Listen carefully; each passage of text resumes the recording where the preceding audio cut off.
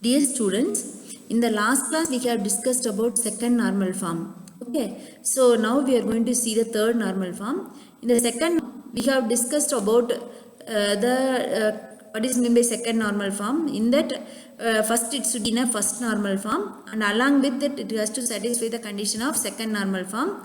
The second normal form condition is, what is second normal form condition?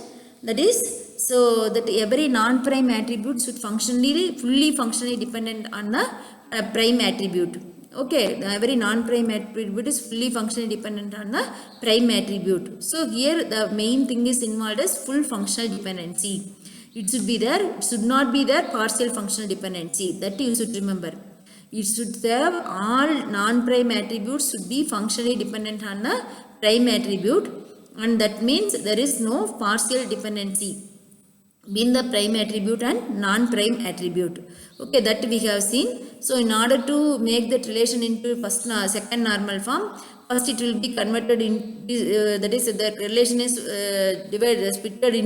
decomposed into sub relations with the primary keys, with that each functional dependency made as a separate relation. Okay, so that we have seen. So now we are going to discuss about third normal form. So third normal form is, when the relation will be in third normal form means first it should be in a second normal form.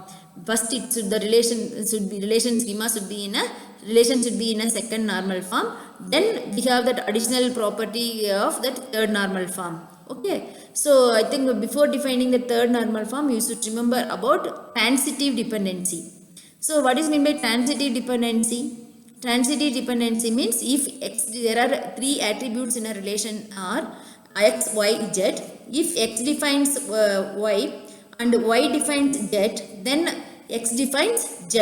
That is called as a transitive dependency. Okay, so now we are going to define the third normal form with the help of the transitive dependency. See here, a relation schema R is in third normal form if it is in second normal form. So first condition is the relation schema should be in a second normal form. We are speaking about relation schema, not relation instance. Okay, and no non-prime attribute A in R is transitively dependent on the primary key, and no non-prime attribute, okay, non-prime attribute A in R is transitively dependent on the primary key. So here the transitive dependency is involved. So here we will take, suppose we will take the SSN. Using SSN we can find out the department number, and also we can find out name, birth date, address, etc. If we know the SSN, we can find out all. So here we will take SSN defines department number. SSN is a prime attribute. It is a part of primary key. So it is a prime attribute. SSN defines department number. If we know the department number, then we can find out the department manager SSN. Okay, here we will take this department manager SSN and department number, both are non-prime attributes. This department manager SSN non-prime attribute, this is dependent on the non-prime attribute D number, not in the prime attribute. Okay, non-prime attribute in R is transitively dependent on the primary key, but this non-prime attribute department manager SSN is dependent on the D number, non-prime attribute, not a prime attribute SSN. So that's the reason this violates the condition of third normal form. Okay, third normal form. So now to convert that into third normal form, we are going to split this table into two subtables. So the first what are things what are there? SSN defines name, birth date, address and D number. This we are going to make it as a separate relation.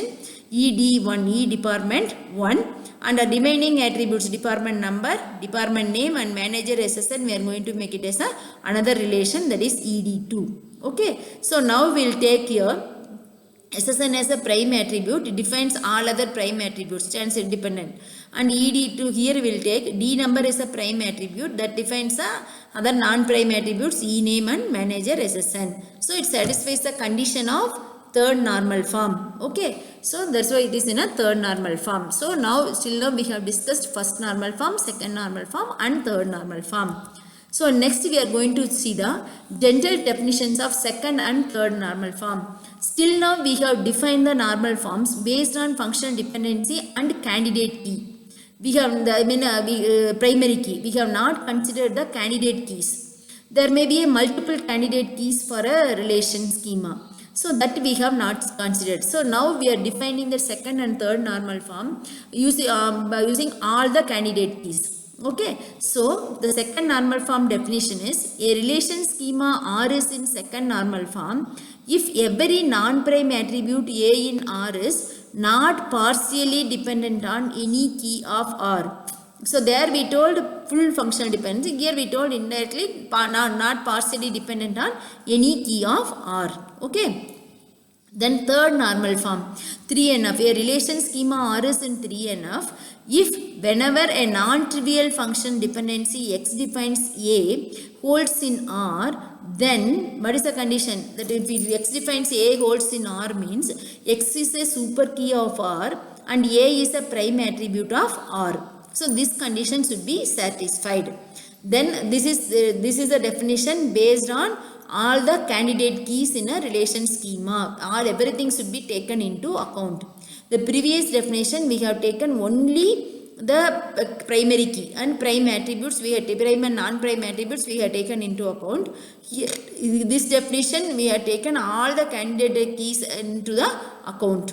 Okay. So this is the thing about second and third normal form.